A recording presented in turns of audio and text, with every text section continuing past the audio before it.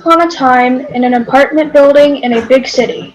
Good morning, Cindy. I hate to leave you with such a mess, but I have to open the store. Saturday is our busy day, Princess. It's okay, Dad. You work hard. I'll pitch in.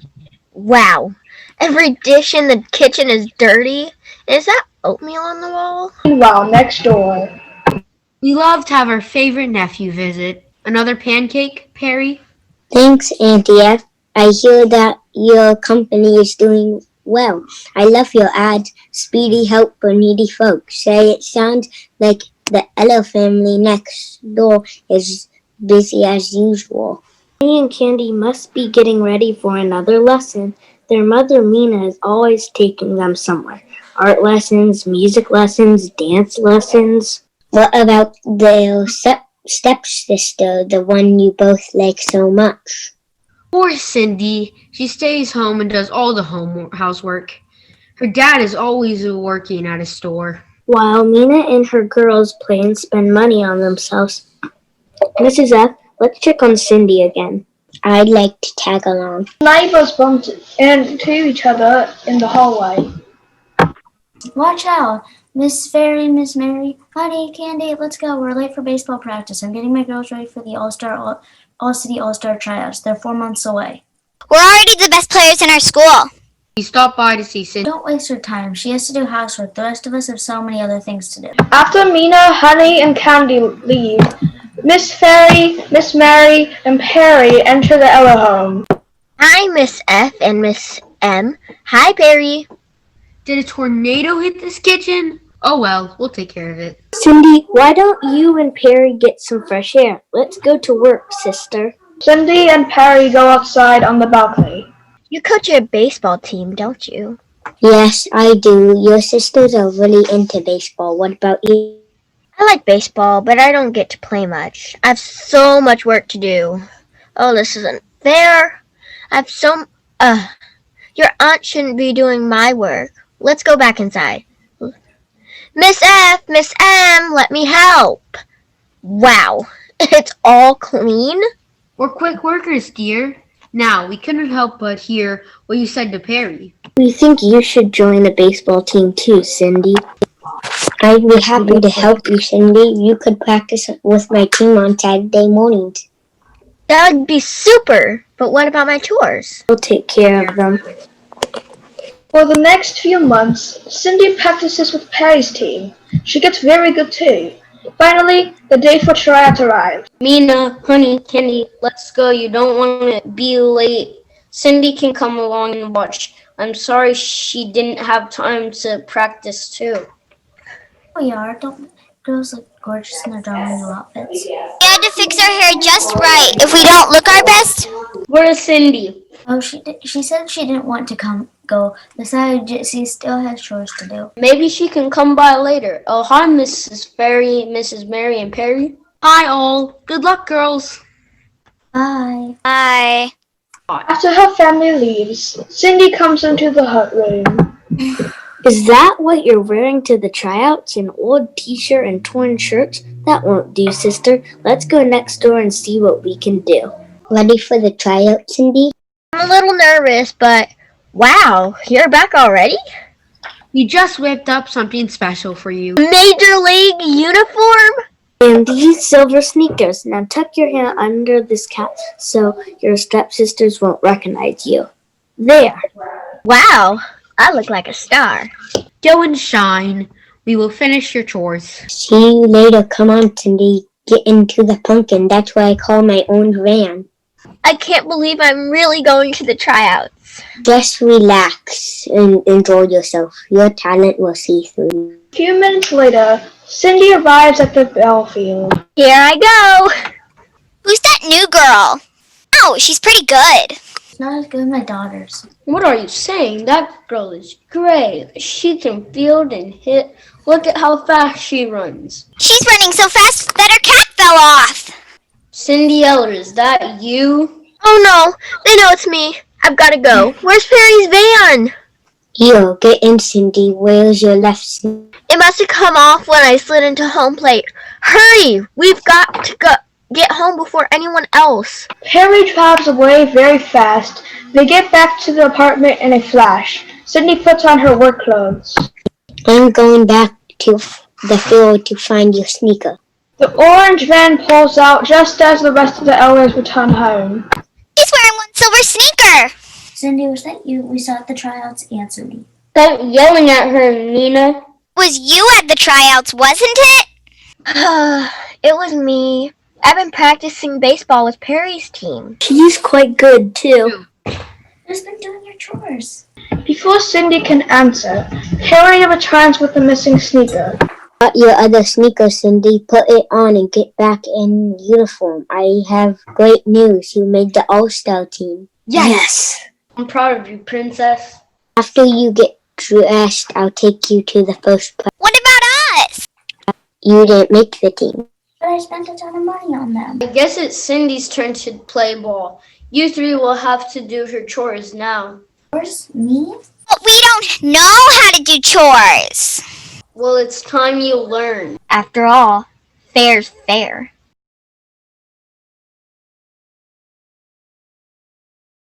Welcome to everyone's favorite reality TV show, Who's Telling the Truth? Today we have Hansel and Gretel in the studio with us. You all remember Hansel and Gretel. They're the kids who were lost in the forest for 3 days. They're here with their father and stepmother to tell their story. Hey, yay for us! For us. Also with us today is the witch. Excuse me, but I'm not a witch. I don't look like a witch too. Well, no. Sure, she's all cleaned up, looking nice and pretty now. But you should have seen her seen her in the forest when we ran into her. And you should see her house. It's full of all sorts of strange brews and evil conductions. Lies. All. Yes. Well, that's why we're here today. We're going to find out what happened that fateful day when Hansel and Gretel came on the witch. I mean Esmeralda in the forest. It's up to our studio audience to decide who's telling the truth. We are. We'll see about that, kids. However, our studio audience will walk out of here with $10,000. Now, if you'll all take your places, we can get started. We get to go first. Yeah, we won a coin toss backstage, remember? I remember. Go ahead and tell our studio audience what happened. Well, we were in the woods. Working on our merit badges for nature conservation. Merit badges? When did you kids join the Scouts? A while ago. Anyway, we came upon this strange house made of candy and gingerbread. You could tell its whole purpose was to lure innocent, unsuspecting children like us to it. What? Ridiculous. You'll have an opportunity to tell your side of the story after Hansel and Gretel finish their side, Esmeralda. Now go on, kids. Tell us what happened when you arrived at that gingerbread house. We were just standing there admiring the pretty house. All of a sudden, that scary witch over there came out on the porch. She had a black robe and a pointy hat, and when she smiled, she was missing a bunch of teeth. Monstrous. I have a black robe. Well, I assure you I'm not missing any teeth. Look at my smile. Daddy, make her stop interrupting us. Excuse me, Tina. I thought each side gets to tell its version of the events without interruption. Yes, that's the rule. Esmeralda, I'll have to ask you again to please let the children finish their story. I want to make sure the audience knows that these children are lying. We're not lying. We never lie. Okay, please don't argue. Esmeralda, I'll need you to stop interrupting the kids. Go ahead and finish your story. What happened when Esmeralda came out of her house? She asked us what we were doing. I told her we were looking for wildflowers. I thought you said you were working on your merit badges.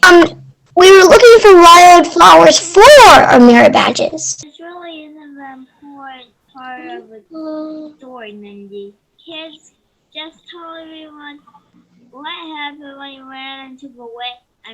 Esmeralda. Invited us in her house for some gingerbread and milk. But she's a stranger, and we're not supposed to talk to strangers or accept treats from them. Plus, we didn't want to spoil our dinner. Our stepmother makes the most delicious meatloaf in the whole wide world.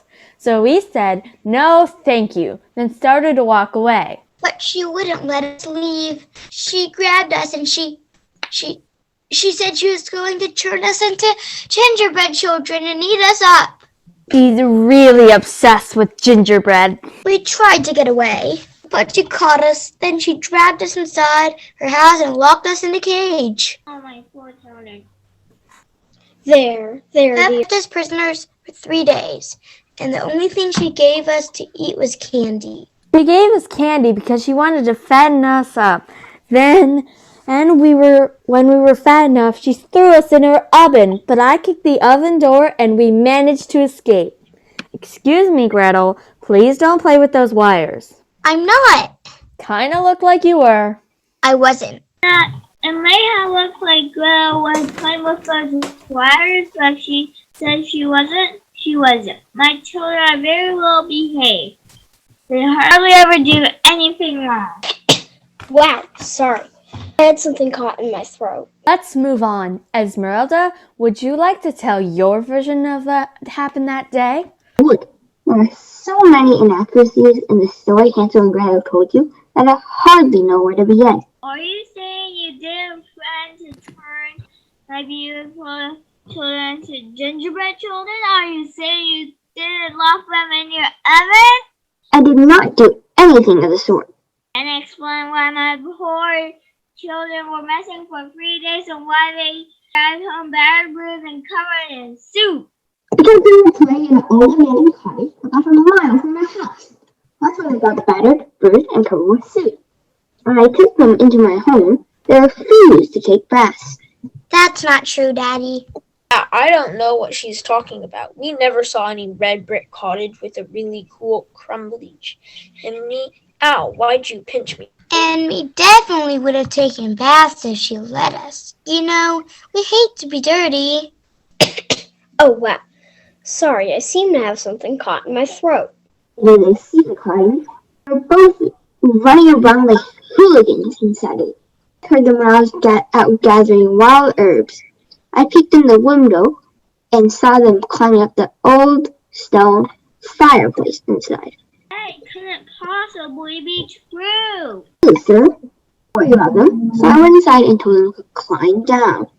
They just laughed at me and climbed higher. And the boy Hansel lost his footing and fell. My goodness, those kids are always climbing on things at home. I keep telling them that one day they're going to fall and get hurt. I got Hansel and carried him back to my house so I could tend to him wounds. The kids told me they didn't have any family and they didn't have a place to live. What? They said that was why they were in that abandoned cottage. They planned to live there. Did they tell you about their family? Man, dear, none of this is true. Children told me that their father had made a horrible woman who took them into the woods and told them to never come back. They said their evil stepmother told them they weren't wanted anymore. What horrible children to make up such a story! Watch what you say about my darling children, Mindy. I told them they were welcome to stay with me. They had a spare room, and I thought perhaps they could help me with my work. What kind of work do you do? I'm a gingerbreadologist. Oh, what? Gingerbreadologist. I study gingerbread. It's one of the most useful substances known. You can use it as food, of course, but also as a medicine and as a building material. Their house is really made of gingerbread? I'm glad the children got right. It's probably the only thing they got right. What were the children doing in your home for 3 days? For getting into trouble. I have never seen such out-of-control children. They climbed on my counters, overturned furniture, and threw my cookie sheets around. I asked them to calm down, and they laughed. So the worst thing was when they started eating my house. So I told them they had to leave. I felt bad that they had no place to go, but I simply couldn't have them in my house any longer. I simply couldn't tolerate it. I hate to tell you this, darling, but what Esmeralda is saying doesn't sound so far-fetched to me. What? Listen, I love Hansel and Gretel as if they were my own children, but there is something you need to know about them. What's that? They're a little undisciplined. They're free spirits.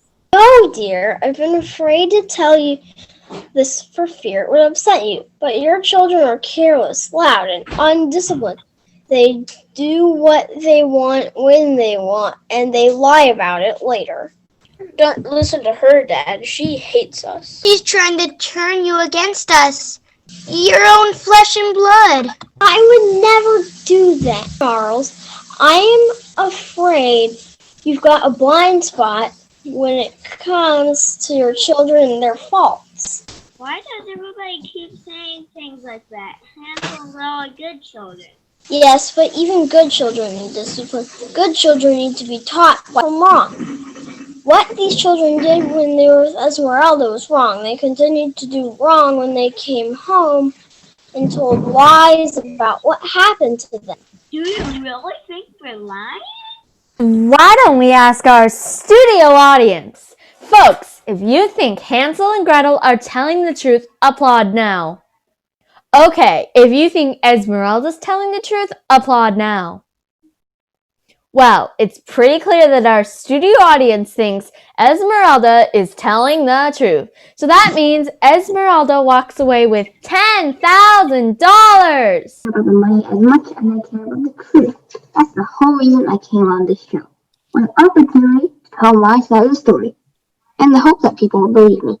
We believe you, Esmeralda. Maybe you're right, Mindy. Maybe I am lying to my children's foibles. What? You can't mean it, Daddy. Terribly sorry for everything my children have put you through, Esmeralda. You believe her over us? We do. All I really wanted. Are going to change around our house, kids. I'll be watching you. And when I see misbehavior, there will be consequences. Aww. Well, that wraps up another episode of Who's Telling the Truth? Now stay tuned for the Daily Life Show. Today's topic is parents who ground their kids and kids who don't stay grounded. Maybe you should stick around for that show too.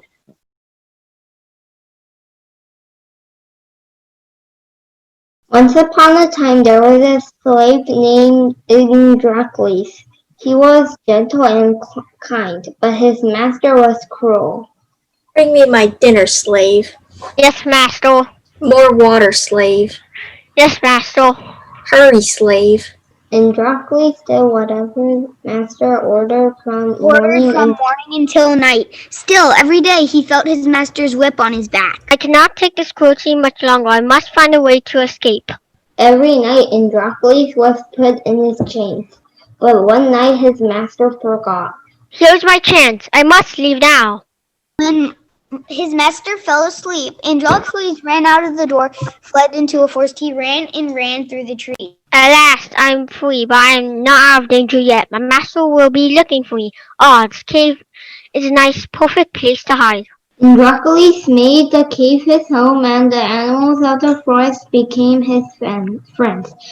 He was peaceful and happy until one day. What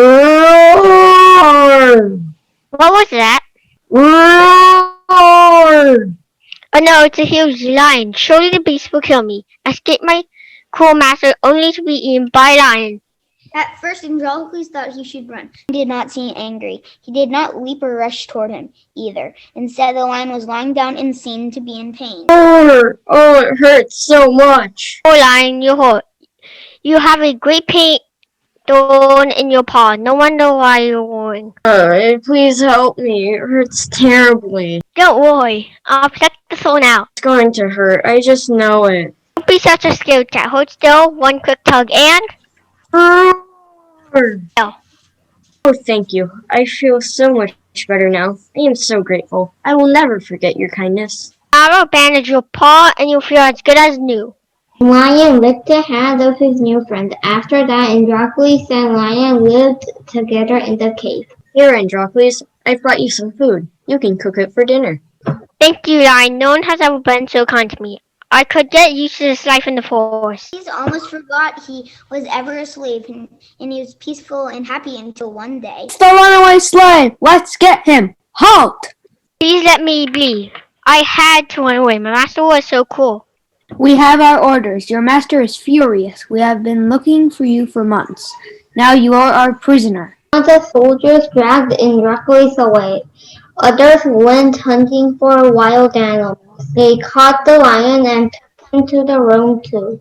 Here is Androcles, your runaway slave. I have no use for him now. Take him to Rome and throw him to the beasts. He can be part of our games. Yes, sir, he deserves to be punished. Please no, not the beasts. Ha! You should have thought about that before running away. It is the law. A slave who runs away from his master must fight a hungry lion. Take him away. Chosen for the fight against Androcles was kept without food for days. When the day of the fight came, thousands of people came to the grand arena to watch. Oh, Lion! This should be good. Androcles, shaking with fear, led into the middle of the arena. Boo! Boo! Everyone be seated. Boo Androcles! Let the games begin. Open the gate.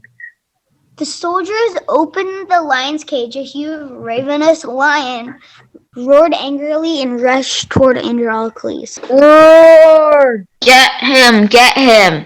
But as soon the lion reached Androcles, he stopped snarling and smiled. Androcles! There was in the arena was a kind slave who had helped it in the forest. You, my friend, to caught you too. I'm glad to see you, Androcles. As glad as I am to see you. I thought I was going to be eaten for sure. Androcles petted the lion's mane and put his arm around him. The lion looked at Androcles as gently as a newborn kitten. What does this mean? Why didn't the lion eat the slave? Soldiers, bring that slave here. Yes, sir. Slave, why has the lion spared your life? I helped Lion in the forest. I pulled out a thorn from his paw that was causing him great pain. Lion was very grateful. After that, we became best friends. A lion and a man friends? How odd. I will let the people decide if you live or die. The story of Androcles plucking the thorn from lion's paw was told throughout the arena. The people were amazed that the man and lion were both so kind. And they were ashamed of their own cruelty. What is your wish, people of Rome? Free them! Free them both! The people have decided, Androcles. You did a great thing. Your kindness has been rewarded. You are free to go. Lion is free too. Hooray! Hooray for us! And so Androcles and the lion were set free. They remained the best of friends always. They lived happily ever after in the forest. Always be caring is the lesson you can learn. When we help others, they will help us in return.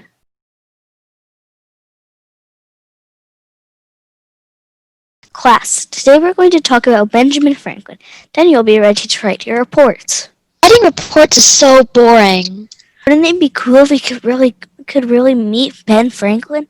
Tammy and I have an idea we think will be fun. Our friend Lewis invented a machine that can go back into the past and ahead to the future. We call it the When Machine. Right now, Lewis is on his way back from 1787 with some of Ben Franklin's closest friends. Then he'll go back for Ben Franklin. We'll be able to get a first-hand account of the life and times of Ben Franklin. Here's Lewis now.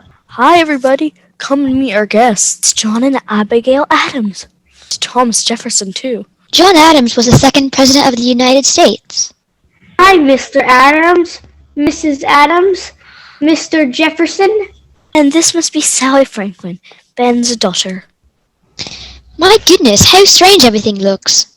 It is remarkable, but Lewis, you are going to bring us home, aren't you? Of course. Are you really from the past? Not special effects or anything, are you? Is my father here yet? Not yet. Lewis is going back to get him right now. I think it's wonderful that you young people are writing and learning about Ben Franklin. We want to ask him lots of questions and show him how much people think of him today. Could you please tell us some things Ben Franklin did in your day? He fought for independence his whole life. He helped write the Declaration of Independence in 1776. After the war with England, he helped us make peace in other countries. Also helped write the United States Constitution. That's a lot right there. But Father always said his most important job was helping people. Who can tell us something else Ben Franklin did? He invented bifocals in 1784. Bifocals are glasses that let people see close and far away at the same time. They're popular today. He invented a stove in 1744. We even call it the Franklin stove. It gives more heat than a fireplace and it uses less wood. We have one at our farm. And we have one in our family room. I remember the time Father flew his kite in a storm. Wanted to find out what lightning was. He proved that lightning is electricity. Electricity is what lights our homes and makes our TVs run. TVs? What are TVs? Relax, John. Remember, this is the future. Don't forget my dad's famous experience that led to his invention of the lightning rod. Ben Franklin also helped people learn. I got these books from the library. Do you all have libraries in your homes? No, we no longer have to. Thanks to Ben Franklin, we have public libraries. He created the first public library in America. He also founded the University of Pennsylvania in Philadelphia. He helped sick people too. Started the first free hospital in America in 1755. It's still open today. Also one of the first postmasters in America. Before then, people got letters only 2 times a year. Because of Ben, we got letters every week. We get mail nearly every day. Ben Franklin was a writer. He remembers some of his famous sayings. I know one. Little strokes fell great oaks. That means you can get a big job done with lots of small steps. He also wrote, "A penny saved is a penny earned." Save money today so you'll have some tomorrow. Here comes Ruth with Ben Franklin. Everyone, let's welcome Ben Franklin. Welcome, Ben Franklin. Wow, look who's here. But tell me, where am I? Lewis wouldn't say. You're in the future, Ben. We've been talking about all the important things you've done. I am very honored. You're almost 300 years old now, Ben. I look pretty good for 300, don't you think? People remember you, Father, after all these years. We sure do, and we bought you a present. How wonderful. I love presents. We know you like to write, so we got you a laptop computer. What? A computer. You can use it to type words. It's faster than pen and ink. It runs on electricity. Ah, yes, electricity. I knew the results of my experiments would be put to good use. You can use the computer to send an email to anyone you want. And you don't need stamps. I wish we could have sent an email to King George of England. We would have told him a thing or two. I'm going to write an email this very minute. Who are you going to write to, Father? To all of you. What will your email say? It will say, thank you all for recognizing my place in history. Thank you, Ben Franklin, for your contributions to society as a writer, an inventor, a scientist, a patriot, and a statesman.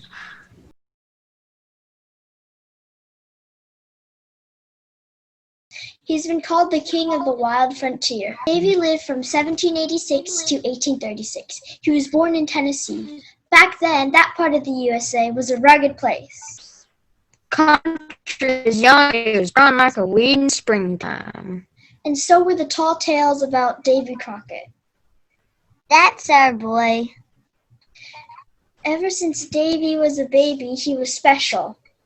Everything about Davy was big.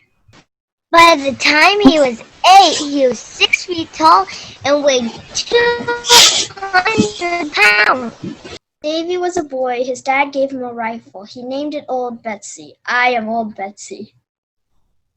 Let's act out the tale of Davy and Son. That's a good idea, ma'am. Here goes. It happened not too long ago on a freezing cold afternoon. It's colder than ice cream on an iceberg today. I don't understand. It's the middle of May. I need a fur coat. Then let's get hunting. Looky there, it's a squirrel. He's shivering just like you.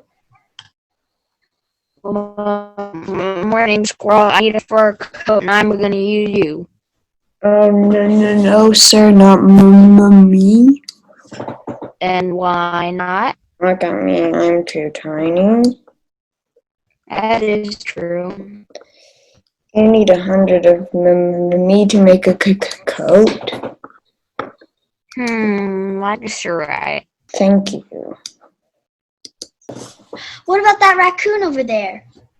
He'd make a warm coat. Howdy, raccoon. I need a fur coat, and I'm gonna use you. Oh no, I've been spotted by the great Davy Crockett, but I have an idea. Howdy, raccoon. I need a fur coat, and I'm gonna use you. Say, aren't you the king of the wild frontier, Davy Crockett? Yes, Critter, that's my name. Well, tickle me silly and call me Sally. So, you know of me?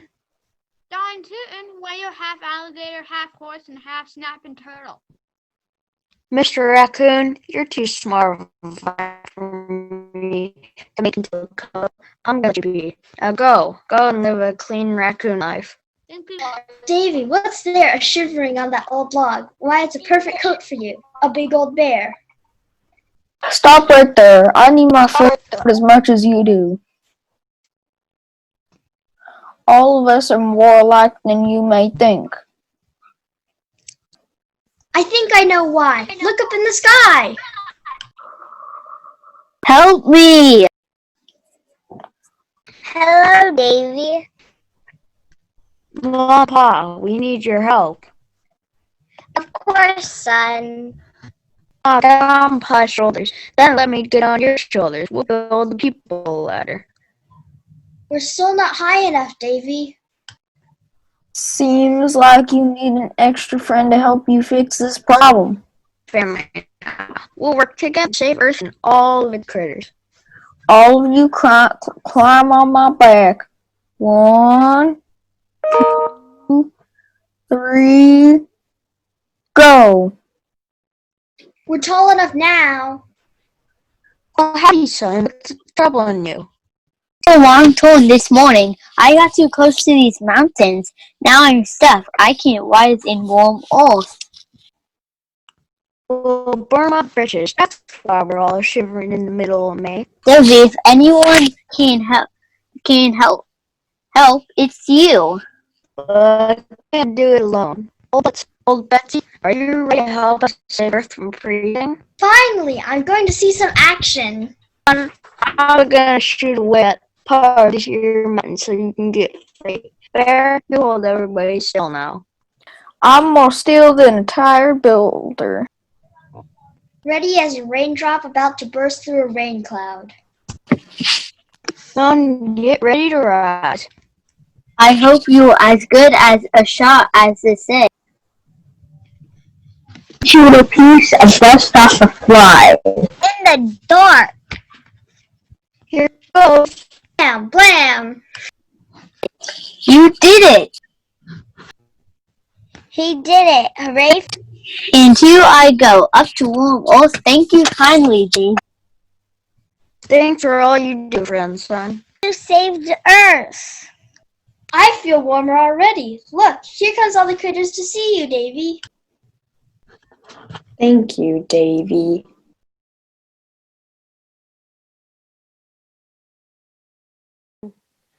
This is a tale from long ago. It tells of a strange-looking girl with a pure heart.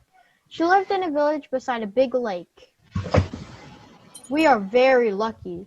A special being called the Invisible One lives at the edge of our village.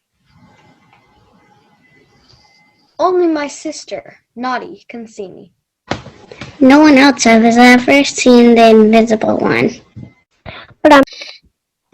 Or should we just start from the beginning? Go ahead. Okay, 3, 2, 1. This is a tale from long ago. It tells of a strange-looking girl with a pure heart. She lived in a village beside a big lake. We are very lucky. A special being called the Invisible One lives at the edge of our village.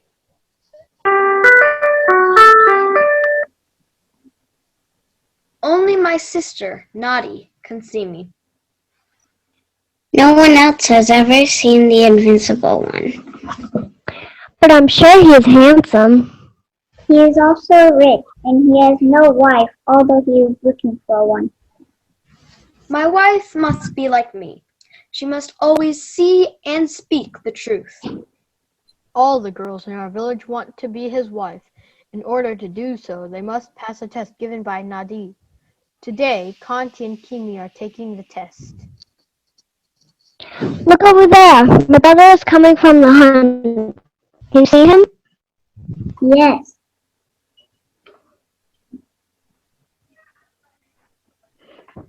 Could he still be telling the truth?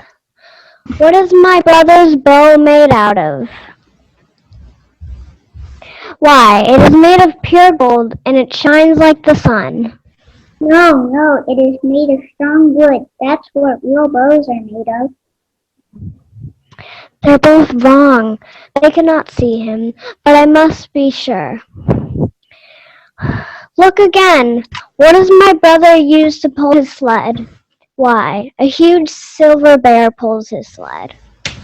How silly. He uses 4 dogs. Dogs pull sleds, not bears.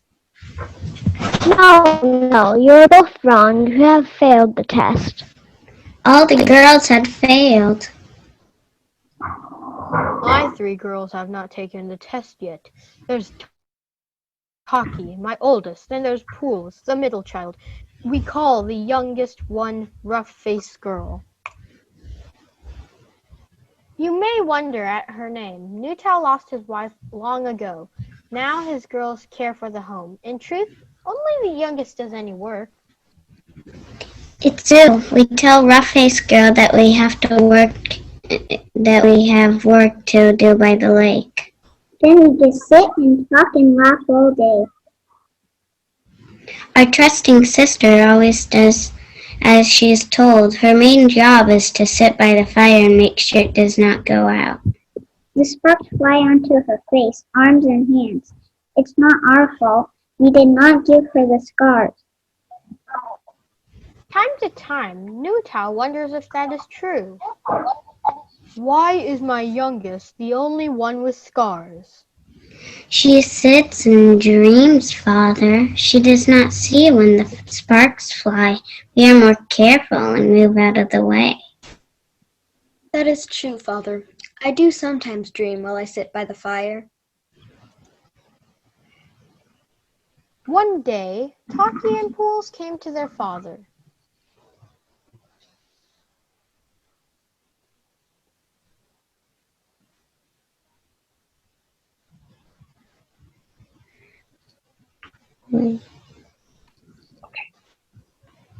I want to take the test and wed the Invisible One, but I need a new beaded dress and new shoes. I must look my best for my new husband.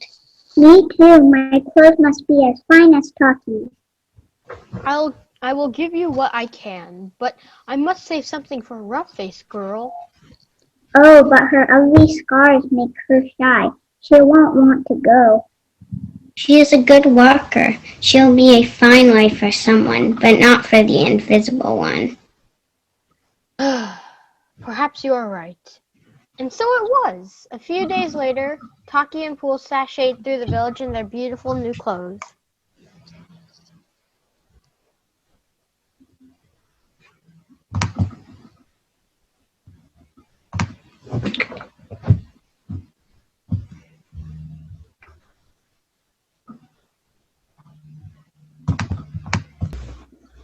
They are fine girls.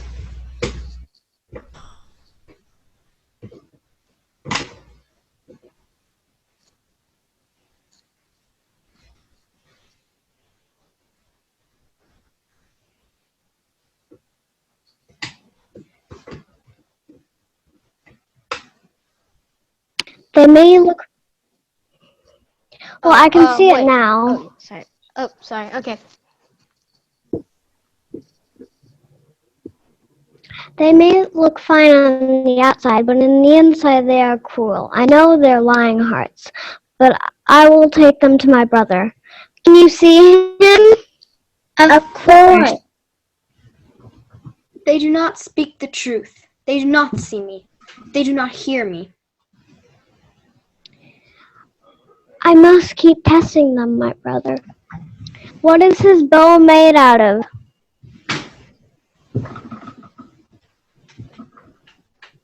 A strong piece of rawhide.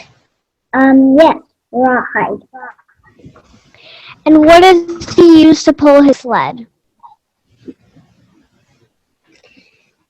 I think it is a trick question. Nothing. He pulls it himself since he is so strong. Oh, I don't think he could do that. 2 deer, 4 deer? Neither of you can see him. Leave us.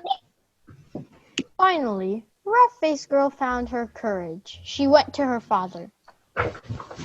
Father, I would like to take the test. May I have a new dress? I do not think you would want to go, my child. I have nothing to give you.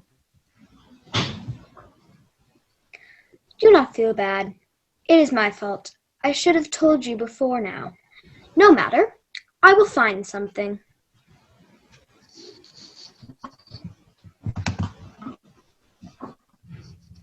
So she made a strange dress from bark and leaves and bits of cloth. Then she hurried through the village. Ha ha, such an odd girl.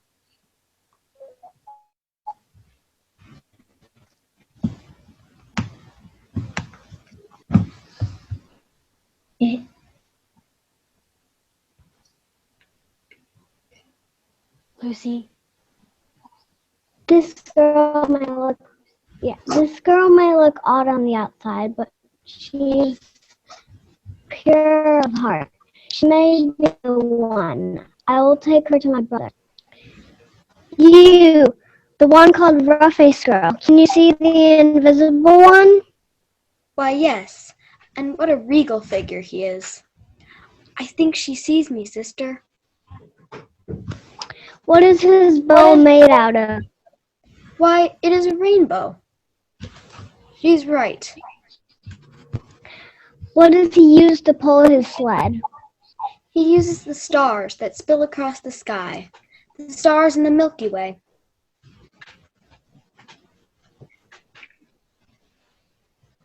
Yes, I do. She is the one, Naughty. Make her ready to be my wife.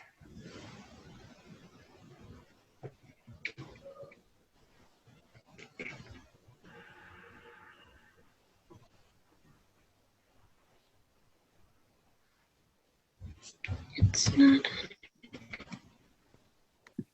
Go ahead. You have seen the truth and told the truth. You have passed the test. Come with me, dear girl.